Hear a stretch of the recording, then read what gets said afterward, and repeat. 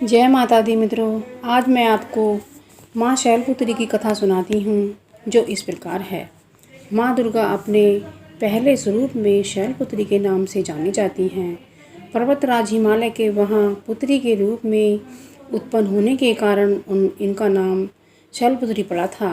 वृषभ स्थिता इन माता जी के दाहिने हाथ में त्रिशूल और बाएं हाथ में कमल पुष्प सुशोभित है। यही नवदुर्गाओं में प्रथम दुर्गा हैं। अपने पूर्व जन्म में ये प्रजापति दक्ष की कन्या के रूप में उत्पन्न हुई थी।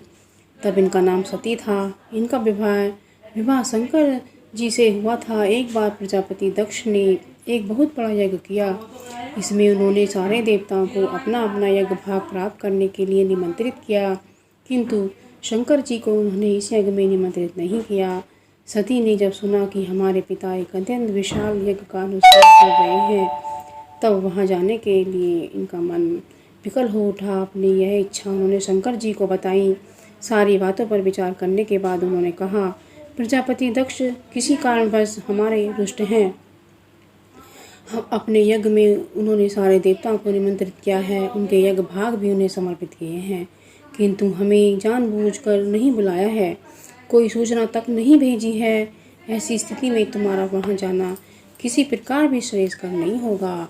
शंकर जी के इस उपदेश से सती का प्रबोध नहीं हुआ। पिता का यज्ञ देखने वहां जाकर माता और बहनों से मिलने की उनकी व्यग्रता किसी प्रकार भी कम न हो सकी। उनका प्रबल आग्रह देखकर भगवान शंकर जी ने उन्हें वहां जाने की अनुमति दे दी।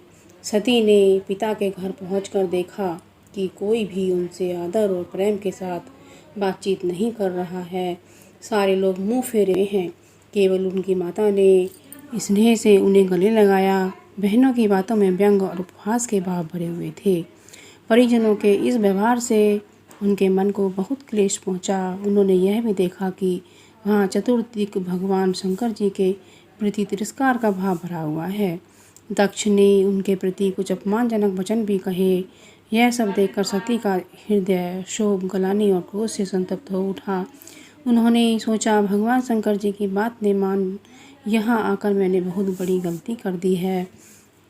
वह अपने पति भगवान शंकर के इस अपमान को सह नहीं सकी। उन्होंने अपने उस रूप को तत्क्षण वही योगाग्नि द्वारा जलाकर भस्म कर दिया। वज्रपात के समय इस दारुण दुख घटना को शंकर जी ने सुनकर क्रुद्ध हो उन्हें अपने गणों को भेजकर दक्ष के यहाँ यज्ञ का पूर्णतः विध्वंस करा दिया। सती ने योगाग्नि द्वारा अपने शरीर को भस्म कर अगले जन्म में शैलपुत्री हिमालय की पुत्री के रूप में जन्म लिया। इस बार वह शैलपुत्री के नाम से विख्यात हुई। पार्वती, हेमवती भी उन्हीं के नाम हैं। उपनिषद की एक कथा के अनुसार इन्होंने हेमवती स्वरूप से देवताओं का गर्भ भंजन किया था। शैलपुत्री देवी का विवाह भी शंकर जी से ही हुआ था। पूर्व जन्म की भांति इस जन्म में भी वह शिव जी की अर्धांगिनी बनी।